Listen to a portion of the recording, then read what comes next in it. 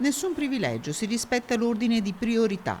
C'è anche il rettore di Padova, Rosario Rizzuto, tra i docenti che primi per l'università hanno ricevuto il vaccino AstraZeneca nella sede della Croce Rossa, polo vaccinario accessorio per la città. Non primo a vaccinarmi, nella prima tranche perché insegno quest'anno, quindi il primo gruppo di docenti sono i gruppi di docenti che vanno in aula in questo semestre. Il semestre è iniziato lunedì, la copertura va a chi andrà in aula. Questa settimana saranno convocate fino a 300 persone al giorno, la prossima si arriverà a 650, con un percorso ad hoc per i docenti over 65 e il personale fragile che non può ricevere AstraZeneca.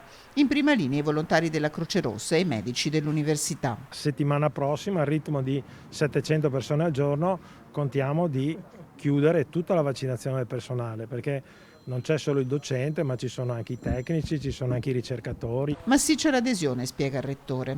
Abbiamo avuto una percentuale di adesione che va dal 93% degli ordinari fino al 80% del personale tecnico amministrativo, con associati all'88% e ricercatori all'84%. Insomma, quindi diciamo che mediamente l'adesione del personale strutturato dell'Ateneo è sull'85%. Difende il vaccino e il vaccino AstraZeneca all'Università di Padova. È un vaccino assolutamente efficiente e efficace, lo stanno dimostrando gli inglesi che ne hanno fatti più di 30 milioni di dosi, hanno avuto un calo incredibile di oltre il 65% dell'ospedalizzazione, hanno avuto un calo del 40% della mortalità, quindi è un vaccino che ha solo una tecnologia diversa. Un anno fa non sapevamo cos'era questo virus e adesso stiamo vaccinando milioni di persone, è un successo della medicina straordinario.